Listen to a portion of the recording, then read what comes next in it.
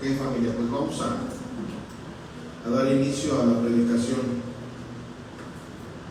Ya vamos a retomar la predicación consecutiva que estábamos llevando de Marcos. ¿Sí se acuerdan en qué capítulo nos quedamos de Marcos? 15. Ok, bueno, vamos a apenas empezar el 15, ¿verdad? Entonces, hoy vamos a ver una predicación expositiva, consecutiva del Evangelio de Marcos. Y por ahí sí puedes poner el título, hijo, de nuestra predicación. Recuerden que ahorita en la recta final del Evangelio de Marcos, pues hemos estado viendo todo lo que se le conoce como la pasión de Cristo, ¿verdad? Y hoy nos vamos a enfocar en una doctrina totalmente bíblica que se le llama la expiación sustitutiva. O sea, en realidad, ¿ustedes creen que Jesús es el que debía de haber estado en esa cruz? No. ¿Verdad que no? Por eso vean el nombre de nuestra predicación. Esa cruz tenía mi nombre, así es como se tituló este mensaje, por lo cual pues tenemos que poner muchísima atención, porque Dios nos va a hablar tremendamente, familia. Dios nos va a mostrar cuál fue el clímax precisamente de que Dios se haya encarnado en nuestro Señor Jesucristo.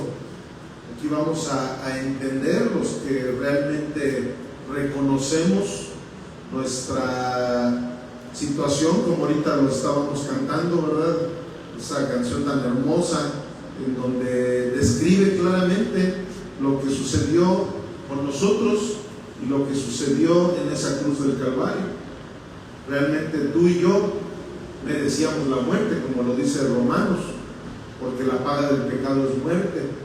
Sin embargo, nosotros obtuvimos algo que se llama vida eterna, ¿verdad? Que muchos la han escuchado, pero de una manera religiosa, ¿verdad? De una manera así como que, bueno, pues es algo que por ahí dice la Biblia, pero es algo totalmente cierto. La vida eterna es algo mucho más cierto que la vida misma en la que estamos en estos momentos, porque esta vida es efímera, ¿verdad? O sea, de repente estamos, de repente ya no estamos, de repente tenemos una actitud, de repente ya tenemos otra, de repente tenemos un amigo, de repente ya no es mi amigo, ahora ya es mi enemigo, de repente tenemos dinero, de repente ya estamos bien pobres. Es una vida totalmente irregular, totalmente inestable, totalmente efímera. Sin embargo, hay algo que encontramos en la Sagrada Escritura llamado vida eterna, en donde ya no vamos a tener ninguna de esas situaciones terribles que tenemos en este mundo.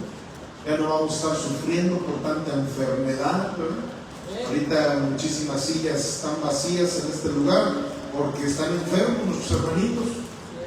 Somos tan vulnerables, de cualquier cosa ya nos estamos enfermando, y pues desgraciadamente este cuerpo en el que vivimos es un cuerpo muy imperfecto.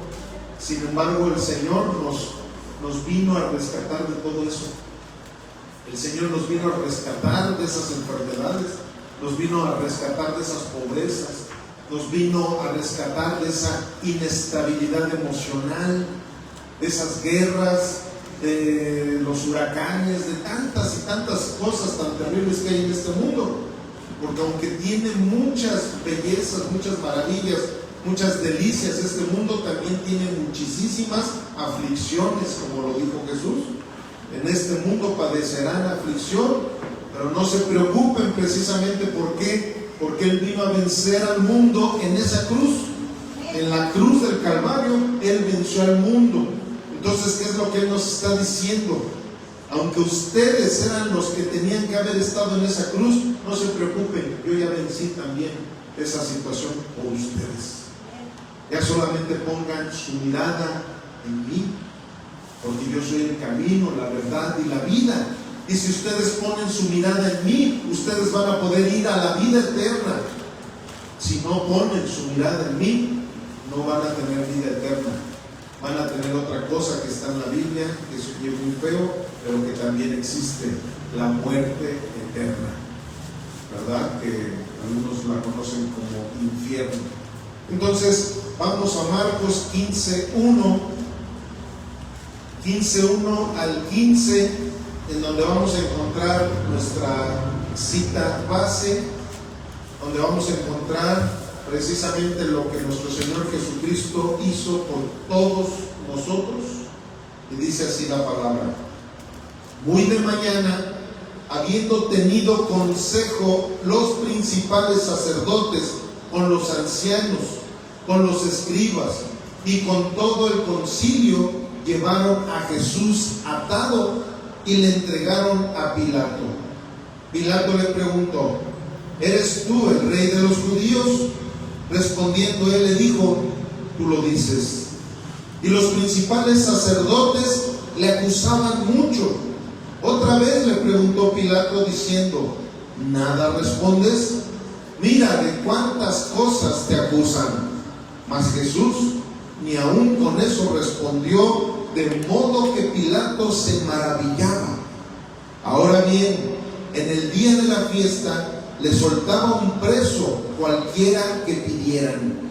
Y había uno que se llamaba Barrabás, preso con sus compañeros de motín, que habían cometido homicidio en una revuelta. Y viniendo a la multitud, comenzó a pedir que hiciese como siempre les había hecho. Y Pilato les respondió diciendo: ¿quieren que les suelte al rey de los judíos? Porque conocía que por envidia le habían entregado los principales sacerdotes.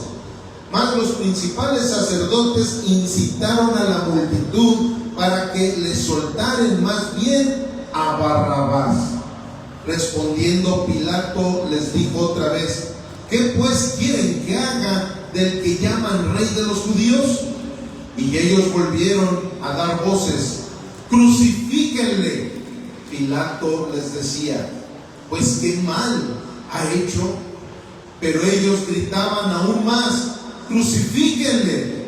Y Pilato, queriendo satisfacer al pueblo, le soltó a Barrabás y entregó a Jesús después de azotarle para que fuera crucificado. Amén. Padre bendito, hoy en esta hermosa tarde, Señor mi Dios, tú has venido a nuestros corazones y a nuestras vidas con este mensaje, un mensaje, Señor, de los más relevantes que podemos encontrar en la Sagrada Escritura. Un mensaje en donde nos encontramos con una situación terrible, pero a la vez una situación amorosa, una situación llena de sacrificio, una situación llena de libertad, mi Dios. Porque si no hubiese sido por este sacrificio que tu Hijo amado hizo por todos nosotros estaríamos muertos en nuestras concupiscencias, Señor.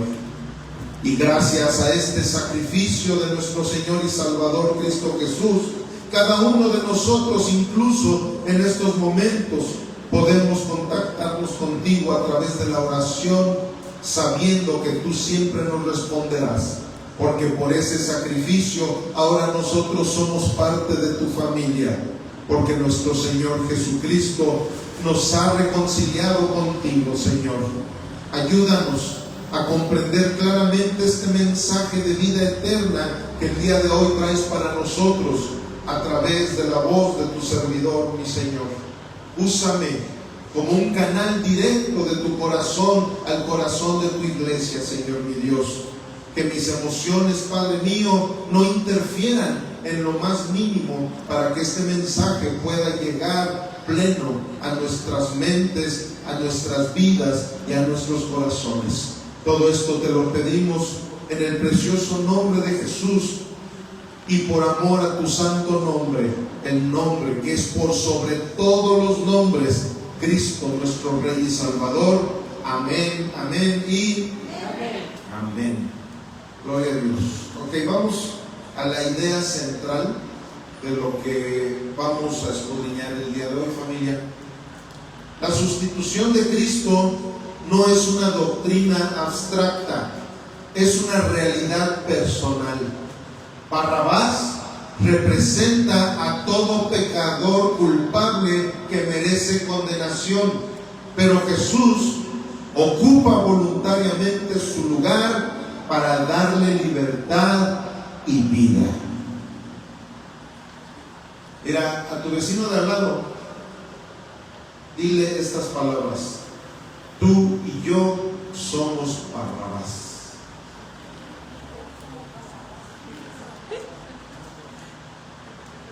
Aunque no les guste, pero ahí está precisamente la representación en ese hombre de lo que tú y yo realmente somos. Y vamos a ver por qué. Vamos a hacer la exégesis de nuestra cita. Aquí en Marcos 15, 1 al 7, vemos que la palabra dice así: muy de mañana, habiendo tenido consejo, los principales sacerdotes con los ancianos, con los escribas y con todo el concilio, llevaron a Jesús atado y le entregaron a Pilato. Pilato le preguntó: ¿eres tú el rey de los judíos?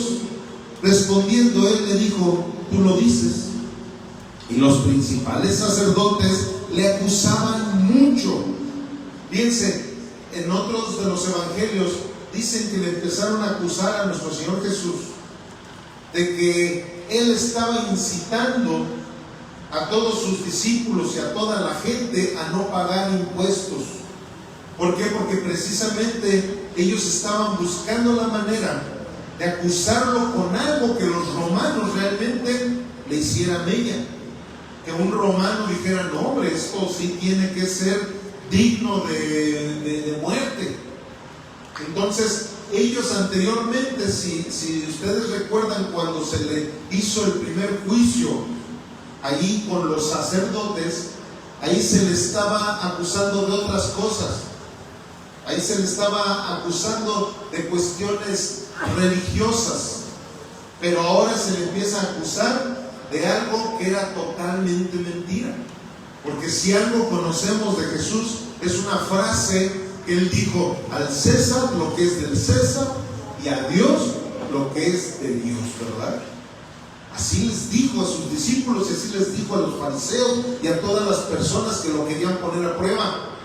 Sin embargo, ellos empezaron a acusarlo con mentiras para que los romanos dijeran: no, hombre, pues quiere armar aquí una revuelta, una revolución, de tal manera que ya la gente no quiera pagar impuestos. Sin embargo, Poncio Pilato, que era una persona muy supersticiosa y que estaba dándose cuenta de las mentiras que estas personas tenían, ¿verdad? Porque acabamos de ver cómo él mismo sabía que con mentiras y por envidia lo habían llevado ante él. Pero él, con tal de quedar bien con la gente, pues vemos todo lo que vamos a seguir escudriñando en estos momentos. Dice en el 4: otra vez le preguntó Pilato diciendo: ¿nada respondes? ¿Se acuerdan, verdad, cómo la misma palabra en el Antiguo Testamento, Isaías 53, decía claramente que Jesús se iba a quedar callado? Dice: mira de cuántas cosas te acusan. Mas Jesús ni aún con eso respondió, de modo que Pilato se maravillaba. Ahora bien, en el día de la fiesta le soltaba un preso. Era una tradición que tenían allí en Jerusalén, cualquiera que pidiese. Y había uno que se llamaba Barrabás, preso con sus compañeros de motín, que había cometido homicidio en una revuelta. O sea, fíjense, se está hablando de alguien que verdaderamente sí era un malvado, era un homicida. En los otros evangelios se dice que también era un ladrón. Se comenta precisamente en los demás evangelios que él pertenecía a una secta llamada los Zelotes. Ellos eran un movimiento social que estaban totalmente en contra de Roma, del sistema imperial de Roma. De tal manera que todos ellos, los celotes, ellos eran asesinos. Ellos tenían normalmente entre sus ropas, traían un como machete. Aquí en México se le conoce como machetes. Allá ellos traían precisamente un arma que era como un machete pero curveado. Una jabalina. ¿Una jabalina? No, la jabalina es esa que se avienta así, ¿no? Bueno, aquí lo conocemos como machete, ¿verdad? Entonces, normalmente los celotes traían entre sus ropas, y cuando andaban precisamente en esas revueltas, cuando andaban en algún lugar de aquellos, ellos se acercaban hacia sus víctimas, sacaban el machete y los degollaban. O sea, eran asesinos, pero de hueso colorado. Y fíjense lo que son las cosas. O sea, sabiendo que Barrabás era un asesino, era un ladrón, era un rebelde en contra del imperio romano, no les importó, y al que era inocente es al que querían matar. Ahora hay algo bien peculiar en esto, familia. Los historiadores, en sus investigaciones y en sus escritos, manejan precisamente el dato de que la mayoría de todas las personas que estaban ahí gritando crucifíquenlo son los que unos días antes estuvieron diciendo Hosana, Hosana al que vive, Hosana al que viene en el nombre del Señor. Cuando él iba entrando a Jerusalén, ¿se acuerdan? Que tiraban palmas en el suelo, él iba montado en un burrito y mucha gente ahí gritando Hosana, el rey que viene, y todas las fanfarrias que estaban echándole en esos momentos. Unos días después, ahora gritaban crucifíquenle, crucifíquenle. Familia, esa es la naturaleza caída del ser humano. Esa es la naturaleza caída del ser humano. Nosotros como ministros lo sabemos perfectamente. Nosotros vemos cómo llega a haber gente en las congregaciones que nos ven con mucha honra, nos ven con mucho cariño, nos ven con amor, y de repente, porque se les llega a confrontar en algo, como Jesús lo hizo con todos esos fariseos. ¿Por qué ellos estaban armando tantas cosas? Porque Jesús se la pasó confrontándolos. Jesús se la pasó diciéndole junto con su primo Juan el Bautista, ¿verdad? Raza de víboras, sepulcros blanqueados. Ustedes no pueden ser hijos de Abraham, ustedes son hijos de Satanás, porque Satanás es el padre de la mentira. Y todas esas cosas que Jesús llegó a hacer en contra de esos fariseos, en el momento en que muchos de los que gritaban Hosana en las alturas se dan cuenta de que Jesús no vino a rescatarlos del imperio romano, sino que vino a rescatarlos de ese amor que ellos tenían por el pecado, a ellos ya no les gustó. Y así es la vida humana, familia. Así es la concupiscencia de nuestros corazones. Muchas veces un ministro empieza a hablarle a una persona para que sea transformada por el Evangelio y deje sus concupiscencias, y te empiezan a odiar. Por eso es que en muchos púlpitos les es mejor, para ellos piensan que les es mejor estar lisonjeando a la gente, diciéndole que somos unos campeones y que nosotros podemos ser ricos y que nosotros deberíamos incluso de ser ricos y que la enfermedad no es legal en nuestras vidas, y empiezan a lisonjear a la gente. ¿Por qué? Porque ellos, como Poncio Pilato, quieren quedar bien con los seres humanos y no les interesa quedar bien con Dios. ¿Por qué? Porque es la naturaleza caída del ser humano. Entonces, así, de la misma manera como hubo muchas personas que lisonjeaban a Jesús y después decían crucifíquenlo, asesínenlo, mátenlo, diciendo mentiras, lo mismo llega a suceder con muchos ministros que de momento eran lo máximo para sus vidas, pero cuando algo ya no les gustó, se van de las congregaciones diciendo una serie de cosas en contra del ministro. en contra de la iglesia, de los diáconos. ¿Por qué? Porque esa es la naturaleza caída del ser humano. Entonces, por eso es que aquí el Señor nos quiere hablar fuertemente a nuestros corazones, para mostrarnos precisamente lo que nosotros somos y lo que Jesucristo hizo por todos nosotros. Amén. ¿En cuál nos quedamos? 7. ¿En el 7? Ok, entonces ya continuamos vamos a la primera frase, que dice así: antes de admirar la gracia de Dios, debemos reconocer la profundidad de nuestra culpa. Nosotros, para que podamos realmente darnos cuenta de con quién estamos tratando, tenemos que considerarnos a nosotros mismos.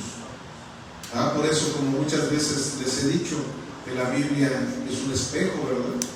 Sobre todo cuando nos encontramos con la ley moral de Dios. Yo sé que, como hace 8 días les dije, nosotros ahorita estamos en una ley mayor, que es la ley de Cristo. Por eso a nosotros ya no nos tiene que preocupar los 10 mandamientos, ¿verdad? La ley mosaica. Nos tiene que preocupar mucho la ley moral de Dios, pero en el sentido en el que veamos si realmente estamos caminando en ella. ¿Por qué? Porque si nosotros estamos en la ley de Cristo, esa ley moral de Dios ya está impresa en nuestras mentes y en nuestros corazones. De tal manera que ya no necesitamos esforzarnos más que en vivir para Cristo. Y cuando nosotros estamos viviendo para Cristo, toda esa ley moral de Dios ya no nos hace mella, ¿verdad? Hace 8 días puse el ejemplo de la ley aerodinámica y la ley de la gravedad. ¿Cuál dijimos que era mayor? La de la aerodinámica, ¿verdad? Porque la ley de gravedad es muy poderosa. Yo me aviento de un precipicio y me voy a caer. Pero si por ahí está un globo aeroestático y yo caigo encima del globo, ya no me voy a morir, porque caí sobre algo que es mayor que la ley de la gravedad. Eso es lo que a nosotros como cristianos nos pasa. Esa es la hermosura de la gracia del Señor. Existe la ley mosaica, que esa definitivamente Jesús vino y la cumplió todita y ya no hace ningún efecto. Sigue existiendo la ley moral, que nunca va a desaparecer porque es buena y es perfecta, pero hay una ley mayor todavía, que es la de la gracia de Jesucristo, la ley de Cristo. Entonces, ¿qué sucede? Que yo ya no necesito estarme esforzando y a ver, y tengo que poder, y tengo que cumplir, y tengo esto, tengo lo otro, y tengo aquello. No, simplemente viviendo en Cristo Jesús, Él empieza a hacer su vida a través de la mía, porque ahora vivo en la ley de Cristo, que es mayor. Y eso es precisamente lo que aquí nosotros debemos de entender. Antes de admirar la gracia de Dios, debemos reconocer la profundidad de nuestra culpa. Cuando nosotros reconocemos en qué situación nos encontramos a través de la ley moral de Dios, nos estamos dando cuenta: híjole, yo soy un pecador, pero ¿qué necesito para ya no caer en ese precipicio? Pues ahora yo necesito estar sobre una ley mayor, o una ley de la aerodinámica, ¿verdad? Como hace 8 días les dije, vamos a ser un poquito fantasiosos, ¿verdad? Como en la película de Volver al Futuro, y ya en vez de caer al precipicio, mejor voy a caer en una patineta, ¿verdad? De esas del futuro, que no me van a dejar caer, sino que voy a estar estable, porque esa ley es la que representa la ley de Cristo. Ya no voy a caer en el precipicio, porque en Cristo todo lo puedo. ¿Por qué? Porque en Cristo yo ya estoy refugiado, ya estoy resguardado de cualquier situación pecaminosa que pueda haber en mi vida. Y en eso es en lo que nosotros nos debemos de concentrar. Claro que es maravillosa la gracia del Señor, pero ¿cómo voy a disfrutar de la gracia del Señor si primero no reconozco la culpa que yo tengo? Si yo no reconozco que soy un Barrabás, si yo no reconozco que realmente tengo muchas imperfecciones, y en vez de reconocer eso, me quedo clavado en una serie de doctrinas pecaminosas que me están enseñando que yo puedo decretar, que yo puedo declarar y que ya de esa manera Dios me va a obedecer en lo que yo le diga. Eso es todo lo contrario a lo que nos está enseñando la Escritura. O sea, nada de que yo puedo decretar que esto se va a hacer, yo puedo declararlo, yo puedo decirlo, yo puedo atar y puedo desatar. Y no, eso es una mentira de Satanás para que nosotros sigamos pensando como Adán y Eva, que pensaban que ellos podían ser igualitos que Dios. Satanás también pensó en eso, quiso ponerse a la misma altura que Dios. Y peor tantito, ahorita muchos ya hasta se quieren poner, pero por encima de Dios, dándole órdenes a Dios de que se haga esto, decreto que esto, y no puedo recibir un no por respuesta, dicen por allí. ¿Por qué? Porque no están entendiendo que nosotros no somos dignos más que de la muerte. Pero con Cristo Jesús las cosas cambian. ¿Para qué? Para que los decretos de Jesucristo se cumplan en mi vida. No para que yo me ponga a estar decretando. Yo no soy Jesucristo, yo soy hijo de Dios. Y como hijo de Dios me sujeto a los decretos del Rey de Reyes y Señor de Señores. Eso es lo que nosotros tenemos que entender. Sin humildad, Dios nunca ni siquiera nos va a mirar. Sí. Él aborrece la soberbia. Eso de que yo puedo decir cómo se hace y todo. Hasta en nuestras oraciones se llega a ver la humildad que realmente tenemos. Dios nos manda a rogarle, Dios nos manda a suplicarle, Dios nos manda a clamarle. Jamás nos manda a decretar, a declarar, a ordenar. Jamás nos manda eso. Eso es una arrogancia tremenda que han enseñado muchos con esas doctrinas antropocéntricas. Pero la Biblia nos enseña la doctrina cristocéntrica. Amén, familia. Vamos a Romanos 3:10, por favor, para corroborar lo que ahorita en estos momentos les acabo yo de explicar con mis palabras.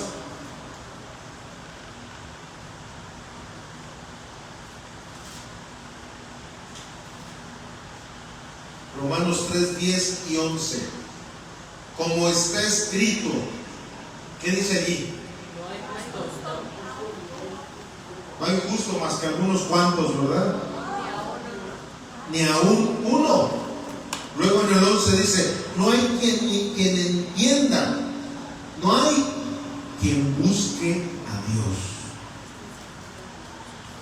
Nadie de nosotros nacimos buscando a Dios, familia, porque nacimos en una naturaleza pecaminosa, en una naturaleza caída. Nosotros tuvimos la bendición de que Dios haya puesto su mirada en todos los que estamos aquí presentes. No se trata de que, es que mi gran inteligencia fue la que me hizo, ¿verdad? No. Curiosamente, estadísticamente hablando, la mayoría de la gente que se ha acercado a Jesucristo sí tiene una capacidad mental más alta que nosotros, pero no es porque esa sea el requisito, porque el requisito nunca habla de la inteligencia. Sin embargo, si se han hecho estadísticas, se ha probado ¿cómo se le llama eso? El coeficiente intelectual. La mayoría de la gente que es religiosa, por así decirlo, ¿verdad? Porque así lo dicen en la ciencia, tienen un coeficiente intelectual mayor que el de la gente que no es religiosa. O sea, diciéndolo científicamente, porque tú y yo sabemos que ser religioso, eso es malo, ¿verdad? Porque es para ser fanático. Pero ellos se refieren a los que buscan de Dios. Ellos se refieren a los que predican, ellos se refieren a los que evangelizan, se refieren a los que oran, se refieren a los cristianos. No quería decir el nombre porque, entonces, pero bueno, cristiano no es una religión. Cristiano es un seguidor de Jesucristo, ¿verdad? Entonces, todo aquel que sigue a Jesucristo es el que va a tener la bendición de saber que fue escogido por Jesús, porque nosotros no lo escogimos. Más aquí lo estamos viendo. O sea, ¿ustedes ven que Barrabás haya escogido ser libre? Ahora, no con eso estoy diciendo que Barrabás haya sido salvo, porque nadie conoce lo que sucedió después con Barrabás. Han habido películas, han habido fábulas que según se dice que sí, pero ni un historiador serio llegó a escribir sobre lo que sucedió con Barrabás.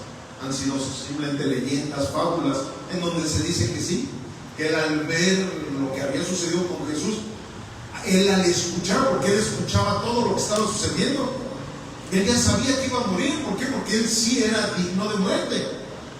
Él tenía todo para que se muriera. ¿Era un asesino? Sí.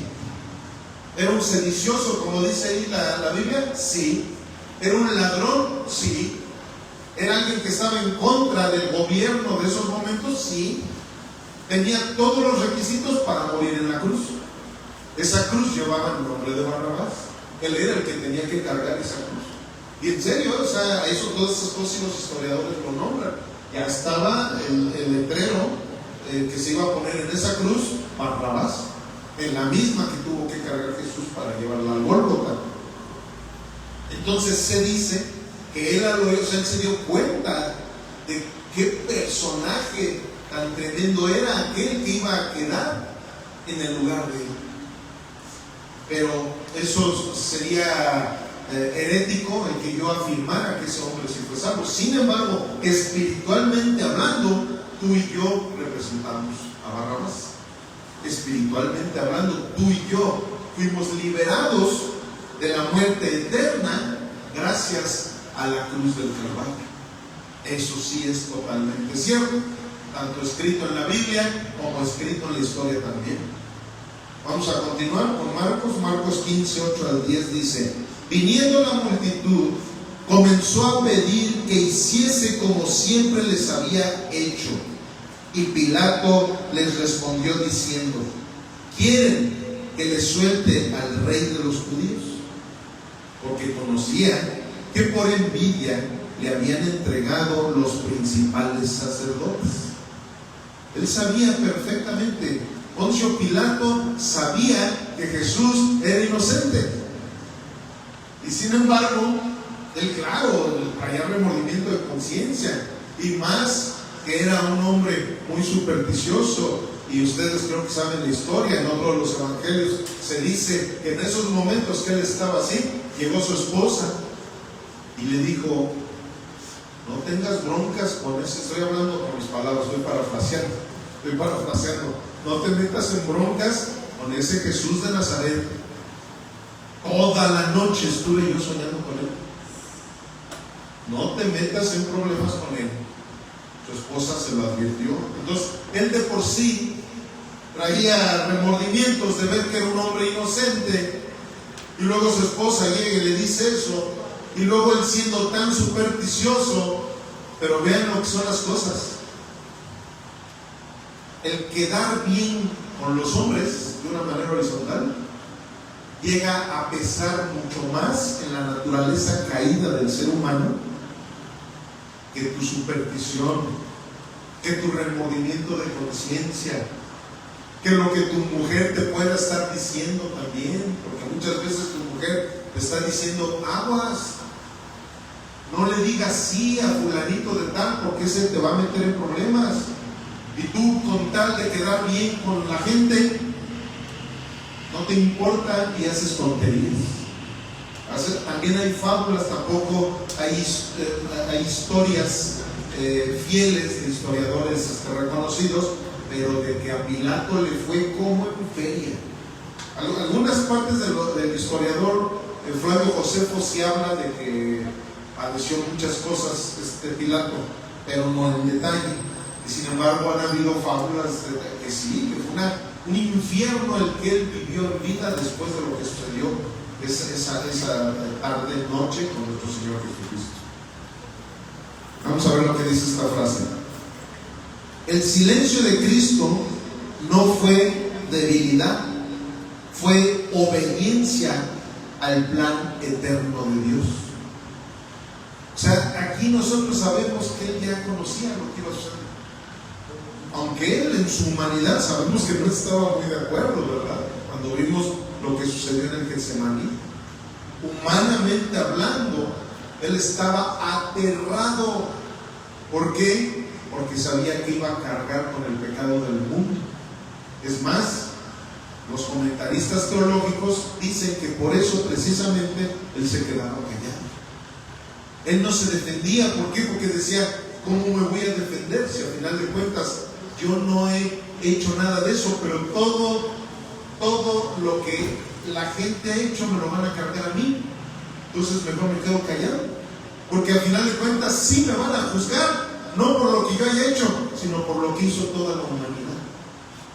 Y precisamente por eso se quedaba callado. O sea, ¿para qué me defiendo de algo por lo cual realmente tengo que pagar? ¿Por qué? Porque yo voy a sustituir a todos aquellos que realmente pecaron, y que todos aquellos realmente deberían de cargar esa cruz. Todos aquellos deberían de ser clavados en esa cruz. Todos aquellos deberían de cargar esa corona de espinas en su cabeza. Pero como yo voy precisamente a pagar todo eso por ellos, mejor me quedo callado. Vean lo que dice Isaías 17.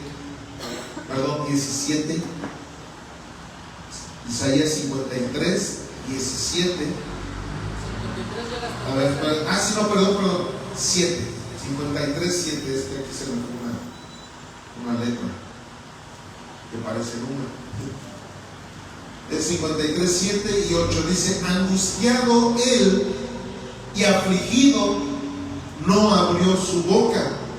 Como cordero fue llevado al matadero, y como oveja delante de sus trasquiladores, enmudeció y no abrió su boca. Por cárcel y por juicio fue quitado, y su generación, ¿quién la contará? Porque fue cortado de la tierra de los vivientes, y por la rebelión de mi pueblo fue herido. Por todos nosotros fue herido, familia. Todos nosotros somos Barrabás. Esa cruz tenía nuestro nombre. Y si nosotros no estamos considerando ese sacrificio tan grande que nuestro Señor Jesucristo ha hecho por la humanidad entera, es que somos unos mal agradecidos. Y esa es parte de la naturaleza caída, pero ahorita lo vamos a ver claramente. Tú y yo no debemos en lo más mínimo de seguirnos comparando con nuestros ancestros, de seguirnos comparando horizontalmente. Yo no me tengo que comparar con nadie que haya pisado este mundo. Yo me debo de comparar solamente con Jesús, y ahí es donde voy a encontrar la evidencia de si yo debería de estar en la cruz o debería de estar bien contento sin agradecer absolutamente nada de lo que el Señor ha hecho por mí. ¿Sí están conmigo? Vean lo que dice Marcos 15, 11 al 15, y esta es nuestra última cita de Marcos. Dice: mas los principales sacerdotes incitaron a la multitud para que les soltase más bien a Barrabás. Respondiendo Pilato les dijo otra vez: ¿qué pues quieren que haga? ¿Qué pues quieren que haga del que llaman rey de los judíos? Y ellos volvieron a dar voces: crucifíquenle. Pilato les decía: pues qué mal ha hecho. Pero ellos gritaban aún más: crucifiquen. Y Pilato, queriendo satisfacer al pueblo, ¿se dan cuenta? Lo que muchas veces la gente hace. Miren, muchos de nosotros, familia, a veces nos ponemos a estar hablando mal unos con otros con tal de satisfacer a la gente, familia. Aguas, tengamos mucho cuidado con eso. Es una naturaleza caída. Es una naturaleza caída. ustedes vean cómo en las conversaciones comunes es raro que tú llegues a oír que alguien esté hablando mal de otra persona y que haya alguien que lo pare. Oye, no estás hablando mal de fulanito. ¿Cómo crees? Eso no lo debes de hacer. ¿Por qué estás hablando mal de esa persona? Es raro. Muy raro que tú veas a una persona hacer eso. Sin embargo, es muy común que a lo mejor, aunque esa persona no piense mal de quien están hablando, por lo menos se quedan callados. A lo mejor no participan, que también es raro, ¿verdad? Porque la mayoría, no, sí, pues sí, la verdad sí. Sí, no, pues es que ya ves cómo es, se siente mucho, ¿verdad? Es que es bien autoritario, es que pues, agarra el púlpito y ya desde ahí se agarra, y no, hombre, no, y es que sí, es bien común, familia. ¿Pero por qué? Porque esa es la naturaleza caída del ser humano. Pues ustedes vean cómo aquí ellos se encargaban de empezar a incitar a la gente. Y vean cómo así, por eso es que los meetings y todo eso, o sea, se llenan. Tú convocas a alguien para que oremos por Celaya, unos cuantos. Pero convoca a alguien para que vayamos en contra del gobierno de Celaya, y miren, pero se llenan las calles de gente para los meetings. No saben ni por qué, pero con tal de hablar mal de alguien, sobre todo cuando se trata de las autoridades. Esa es parte de la naturaleza caída. ¿En contra de quién fue Adán y Eva cuando comieron de ese fruto del árbol prohibido? De su autoridad. O sea, ese es el pecado original del ser humano. Desobedecer. ¿A quién desobedeces? A la autoridad. Esa es la naturaleza, y precisamente por eso nos es tan fácil hablar en contra de nuestras autoridades. Eso es malísimo, malísimo. Hay una persona que se enfurecía mucho cada que yo hablaba de estos temas, porque él le encanta hablar en contra de nuestra presidente, le encanta hablar en contra de nuestro presidente municipal, en contra de nuestra gobernadora, en contra de todas las autoridades. Y cada que yo hablaba en contra de esas personas, yo desde aquí lo estoy viendo a todos, y se da uno cuenta inmediatamente de sus expresiones. Esa persona, cada que yo hablaba en contra de los que hablan mal de las autoridades, luego empezaba a hacer así caras, pero inmediatamente, porque hasta parecía como, él parece como un niño, y se evidenciaba. Y de plano, él buscó la manera de sacar a su familia de aquí. ¿Por qué? Porque era lo que más gordo le caía de mí. Que yo a todos siempre les decía, no hablemos mal de nuestras autoridades, porque la Biblia nos dice claramente que no debemos de hablar mal de nuestras autoridades. Es más, nos dice que las honremos, ¿verdad? Nos dice claramente que las honremos. Y no dice siendo buenos o siendo malos. Es más, les voy a decir una cosa. Cuando Pablo le dice eso a los corintios, ¿saben qué sucede? En ese momento Herodes era el que estaba al cargo de la autoridad. Imagínense, uno de los peores gobernantes que ha habido en el pueblo de Israel, Herodes. Es más, ni a los perros les quieres poner Herodes, ¿verdad? Porque los ofendes. Ándale, o sea, de esos perros bien malvados, ¿verdad? ¿Y sabes qué? Que Pablo les dijo a sus discípulos, y no porque él lo decía, porque la ley lo decía, porque la Biblia lo decía: honren a sus autoridades. ¿Por qué? Porque Dios las ha puesto. Y si Dios puso a las autoridades y tú las deshonras, también estás deshonrando a Dios. Entonces, eso es precisamente el problema que tiene el ser humano. Y hace 8 días precisamente hablamos del fruto del Espíritu.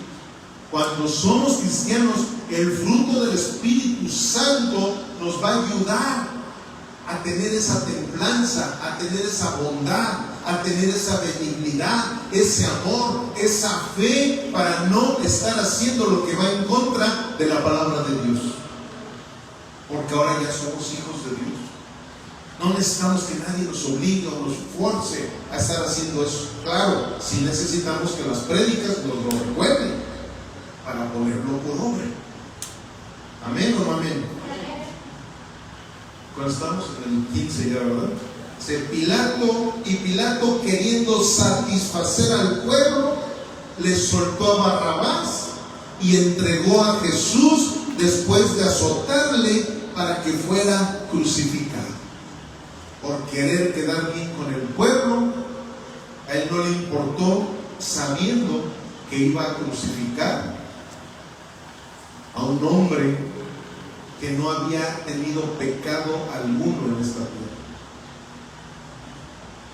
Barrabás nunca habría salido libre si Jesús no hubiera ocupado su lugar. Nosotros jamás seríamos salvos si Cristo no hubiera ocupado el nuestro. No podía haber salvación, ni tú ni yo podíamos pagar nuestro pecado. Nunca lo hubiéramos podido haber hecho. Por eso es que las obras, es que la Madre Teresa de Calcuta por sus obras, y que fulanito, no, como les he dicho, si fuera por buenas obras, Televisa y TV Azteca, pues ya tendrían ganado el cielo, ¿verdad? Son bien altruistas, sus teletón y el juguetón y todo.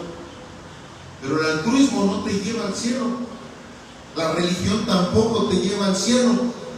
El único es Jesucristo. Y cuando tú y yo permanecemos en Cristo Jesús, su amor también permanecerá en nosotros. Y daremos mucho fruto. Eso es precisamente lo que busca Dios de nosotros, el fruto. El fruto del Espíritu Santo, que se vea esa templanza. Cuando alguien agarra y oye, mira, es que fulanito, a ver, momento, ¿por qué estás hablando mal de él? Esa persona es mi autoridad. Y aparte esa persona ha sido buena contigo. ¿Cómo te pones a estar hablando mal? ¿Cómo puede ser posible? Esa persona ha sacrificado tantas cosas para que tú conozcas de esto, conozcas del otro, para que abras tus ojos, pero como no los quieres abrir, te pones a estar hablando mal de esa persona. Eso se llama templanza. El agarrar y estar buscando la manera de, en vez de estar hablando mal de la gente, mejor estar hablando bien de las personas. Eso es bondad. Eso es benignidad. El que tú digas, yo voy a hablar mal del diablo. Todo lo que pertenezca al diablo, de eso sí voy a hablar mal. De ese espíritu del anticristo, ¿verdad? Que anda acumulando por todos lados, de eso sí voy a hablar mal. De esas doctrinas que están echando a perder la iglesia de nuestro Señor Jesucristo, de esas tengo que hablar mal, porque la misma Biblia también me lo dice, que denunciemos a los falsos profetas, a los falsos maestros, de eso sí tengo que hablar mal. Pero de alguien que es mi hermano en la fe, de alguien que es mi autoridad, aunque a lo mejor esa autoridad no sea hijo de Dios, pero es mi autoridad. Y si es mi autoridad, Dios la puso con un propósito.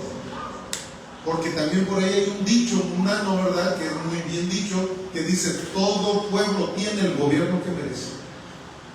A final de cuentas, por algo Dios pone a esas autoridades. ¿Para qué? Para que muchas veces reflexionemos.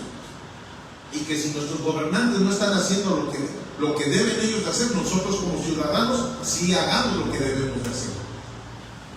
O sea, con críticas nunca se va a edificar una nación.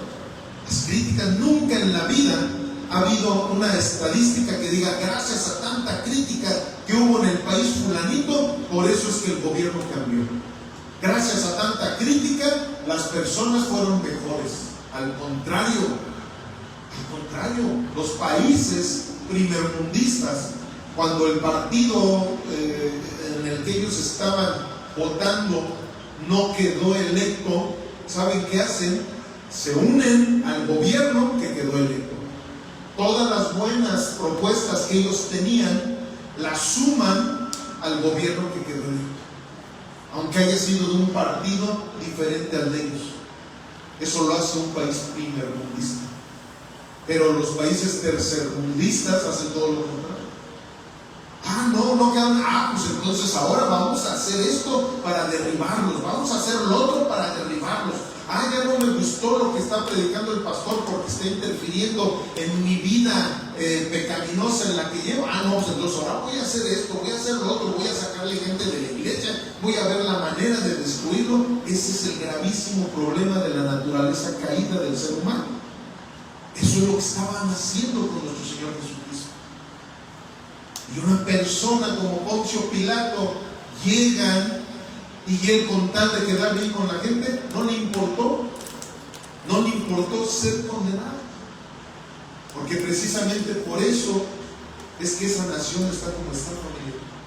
En otro de los evangelios, ¿saben qué hicieron estos cuates cuando Poncio Pilato les hacía esas preguntas?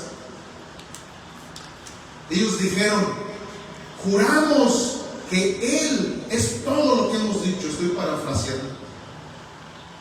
Lo juramos, y que caiga la maldición sobre nosotros y sobre nuestras generaciones si no es verdad lo que estamos diciendo en contra de Jesús.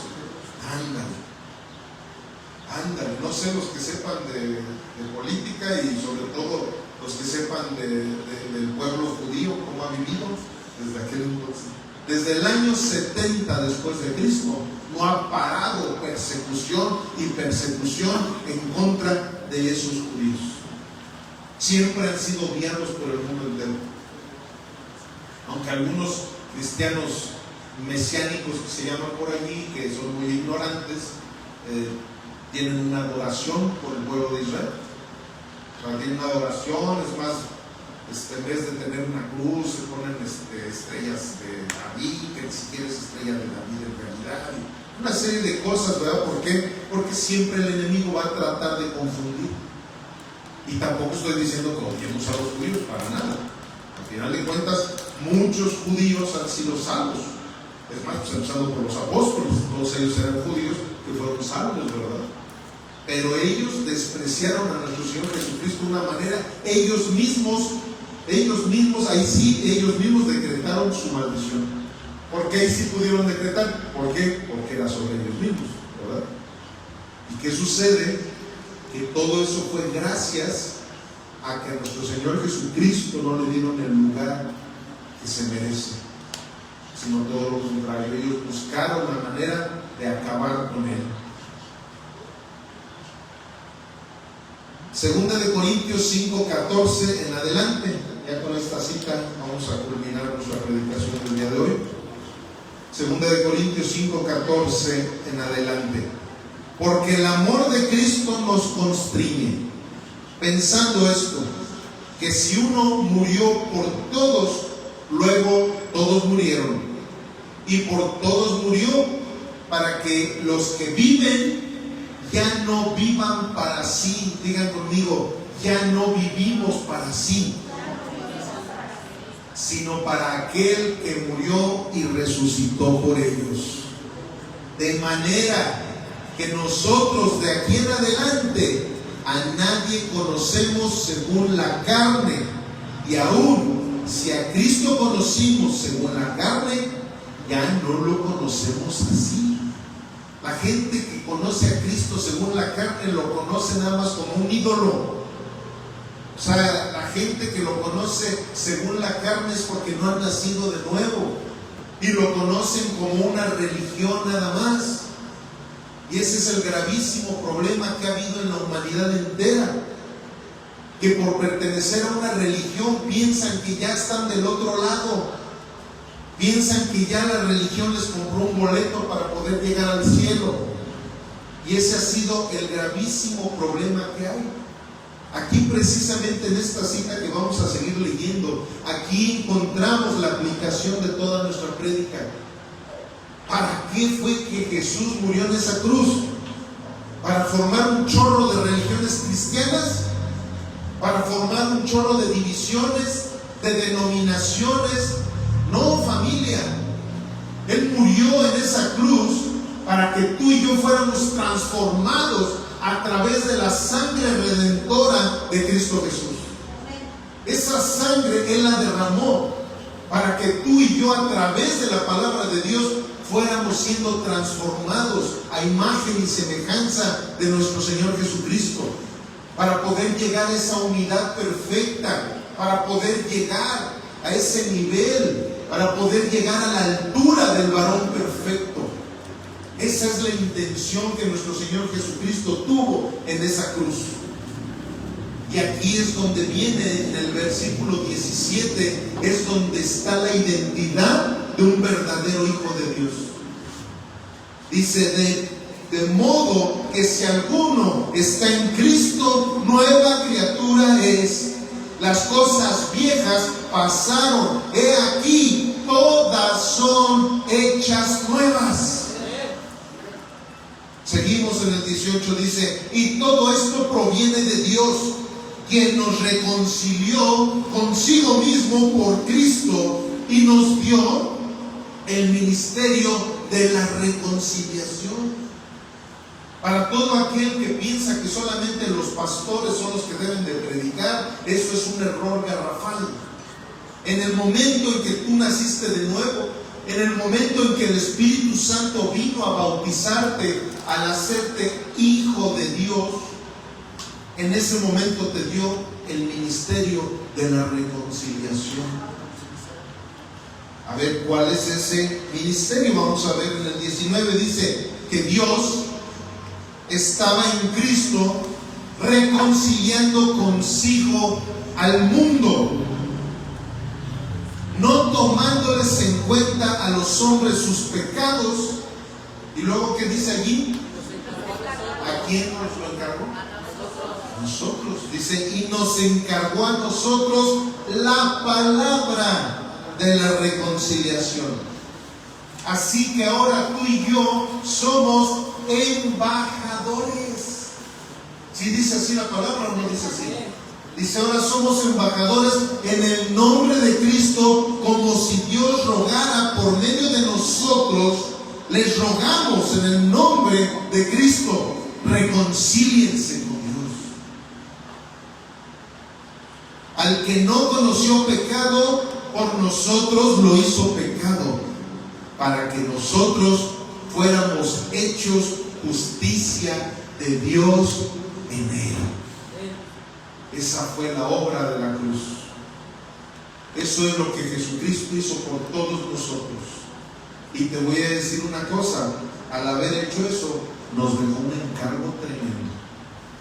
Un encargo tremendo, lleno de mucho compromiso, pero también de mucho privilegio.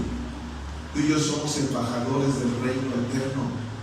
Y todo lo que tú haces en tu vida, con tus palabras, eso es lo que refleja el reino que tú en esos momentos estás representando.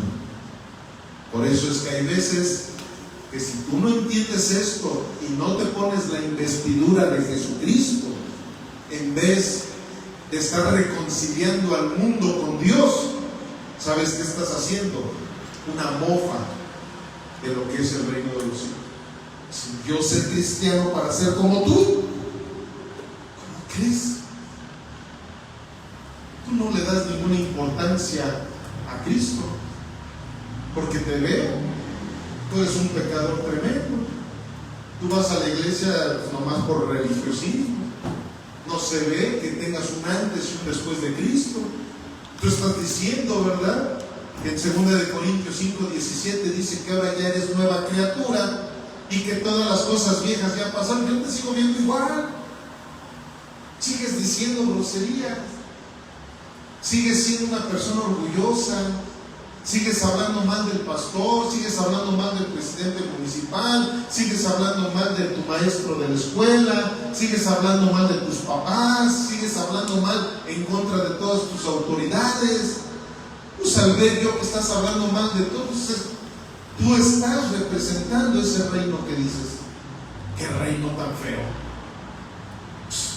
Aquí por lo menos entre los camaradas somos nosotros, somos la neta y nos decimos las cosas de frente y hacemos eso. Entonces empiezan a haber una serie de comparaciones que dicen, yo prefiero, ustedes son unos hipócritas.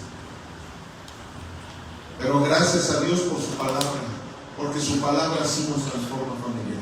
Y yo sé que todos los que estamos aquí vamos a salir diferentes y no vamos a seguir cayendo en esas concupiscencias como lo hacían los mismos judíos, que llegaba Dios, les daba una serie de señales y volvían y caían, y ahora les abría el mar y volvían y caían en las concupiscencias, y ahora les envió al Mesías y agarraron y lo mataron al Mesías. No, tú y yo somos hijos de Dios, y si tú y yo somos hijos de Dios, vamos a entender esto. Y vamos a entender estas aplicaciones que les voy a dar en estos momentos para que vivamos en esas aplicaciones. No se trata nada más de ver lo que la teología nos quiso decir. Ahora se trata de ver lo que Dios ya hizo por ti, por mí, para que podamos vivir en eso. Amén. Y vamos a la aplicación número 1. Decir que Cristo murió en tu lugar mientras sigues viviendo para el pecado es despreciar el precio de la cruz. Quien ha sido sustituido por Cristo también ha sido transformado por Cristo. Y esta aplicación es sustentada por Gálatas 2:20, que dice así: con Cristo estoy juntamente crucificado, y ya no vivo yo, mas Cristo vive en mí. Ya no vivo yo, ahora es Cristo el que vive en mí. ¿Realmente así vivimos hoy? Yo creo que a partir de hoy sí, ¿verdad? Si no lo hacíamos, a partir de hoy sí, porque para eso es la predicación del Evangelio, y sobre todo prédicas tan elementales como la del día de hoy. Algunos prefieren andar en otras cosas, allá ellos. Proseguimos. Número 2. La cruz no solo te libró del castigo del pecado, también te libró del dominio del pecado. Si afirmas que Cristo ocupó tu lugar, ¿por qué el pecado sigue ocupando el trono de tu vida? Y esto se sustenta con Romanos 6:6. Sabiendo esto, que nuestro viejo hombre fue crucificado juntamente con él, para que no sirvamos más al pecado. Ya no debemos de servir más al pecado. ¿Por qué? Porque ya estamos muertos para el pecado. Muchas veces les he puesto ese ejemplo. Un joven que a lo mejor andaba en las drogas, andaba en cosas bien tremendas, ¿verdad? Y que gracias a los abusos de la droga fallece. Y en su velatorio, de repente llega el que le vendía las drogas, y llega y le quiere ofrecer las drogas ahí en el féretro. ¿Qué creen que hizo ese joven?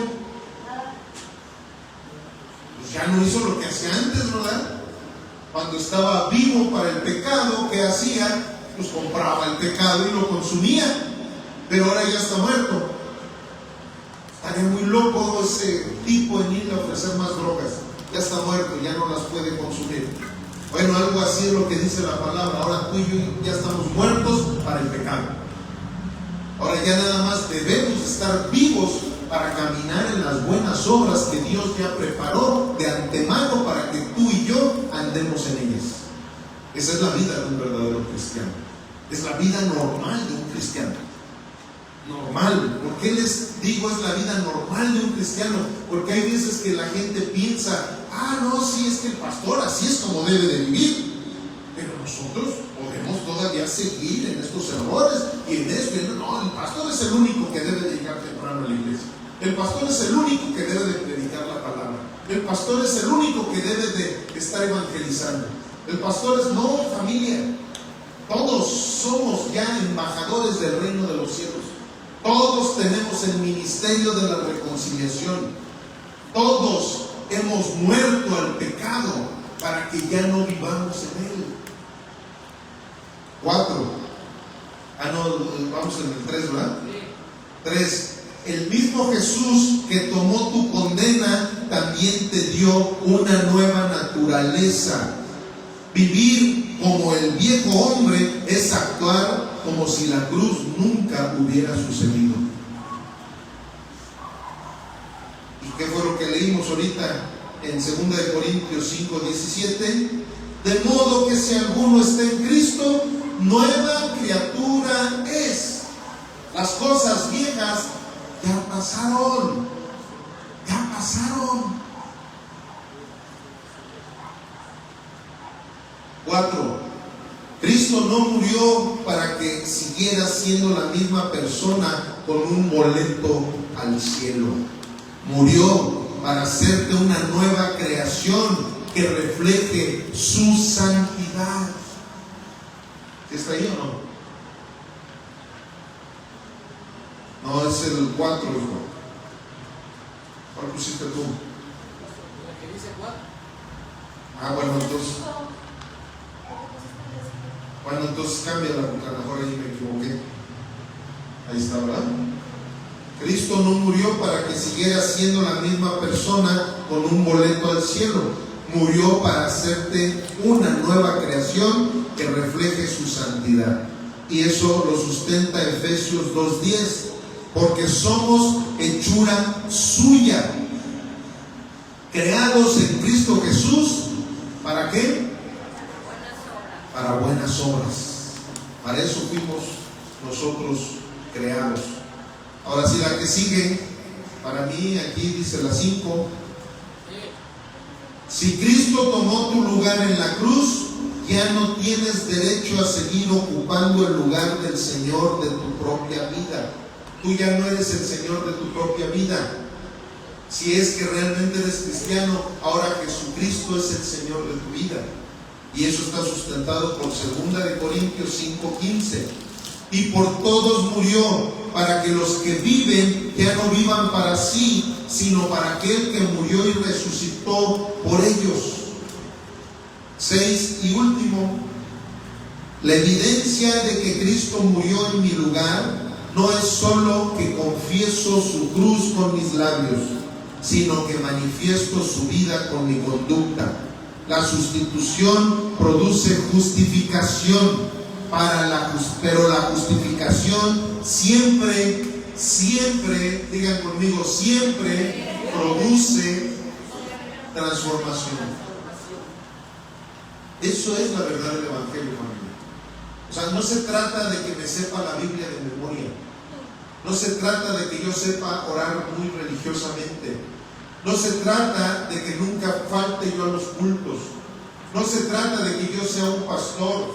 No se trata de que sea un evangelista o un profeta o no sé, no se trata de nada de eso. ¿Sabes de qué se trata? De que tu carácter sea parecido por lo menos al de Jesucristo. Eso es de lo que se trata. Porque la gente piensa que los oficios ministeriales, porque no son títulos, son oficios. Si tú eres profeta, si tú eres pastor, si tú eres evangelista, tienes un oficio, tienes un ministerio, que quiere decir servicio, y no servicio para ti, es servicio para los demás, servicio para la iglesia. Ese servicio es el que va a catalogar verdaderamente tu carácter. Has sido transformado, eres hijo de Dios. Oras muy bonito, pero tu vida sigue siendo nefasta. Perdóname, eres un religioso como los fariseos, porque la Biblia lo dice así. Vean lo que dice Gálatas 3:27, y ya con esto terminamos nuestra prédica. Porque todos los que habéis sido bautizados en Cristo, de Cristo están revestidos. ¿Y qué se entiende por revestidos? Así como aquellos en Grecia, ahí se me olvidó dónde fue, donde por primera vez les dijeron cristianos a los apóstoles. Está en Hechos, en Antioquía, Grecia. Está en Hechos 11:27, si mal no recuerdo, que dice que por primera vez le llamaron cristianos a los apóstoles. ¿Por qué? Porque se parecían a Cristo. Es bien bonito, familia, y se los digo, no muchas veces me ha tocado, pero han habido veces y me dicen: oiga, ¿usted es cristiano, verdad? Sí, soy cristiano. ¿Qué traigo aquí en el periódico? No, dice, su manera de hablar. No siempre, ¿verdad? Hay veces que me dicen, no, usted es re malo. Pero de veras que es tan hermoso cuando te dicen, usted es cristiano, porque te oyeron hablando bien de Cristo, porque te oyeron hablando bien de tu familia, porque te oyeron hablando bien de tu iglesia, porque vieron que eres una persona que le da un respeto tremendo al recinto en donde cada 8 días vienes a entregarle tu oración, a entregarle tu adoración, a entregarle tus oídos a Jesucristo para que Él te dé su palabra. Hay tantas evidencias para que la gente pueda decirte, tú eres cristiano. Y cuando alguien te dice, tú eres cristiano, te están diciendo, tú eres nacido de nuevo, tú eres hijo de Dios, tú eres un ministro de la reconciliación. Amén. Vamos a ponernos de pie. Bueno, ustedes, porque yo ya estoy de pie. Señor bendito Dios, gracias por estas palabras de vida eterna. Gracias por tu presencia en esta predicación, porque tu Espíritu Santo ha estado, Señor, manifestándose en nuestros oídos, en nuestras mentes, pero sobre todo en nuestros corazones, mi Dios. Tú nos has hablado el día de hoy. Nosotros, gracias a tu Espíritu, hemos podido escucharte, Señor.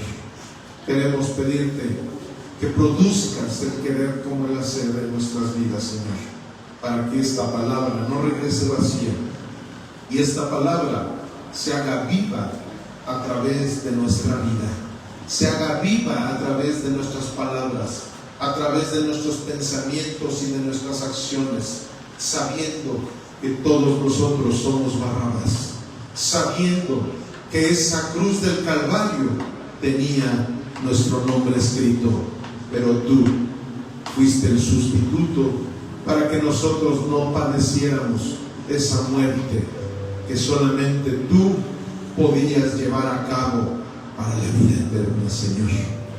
En el nombre precioso de Jesús te damos gracias. Amén, amén y amén. Gloria al Rey.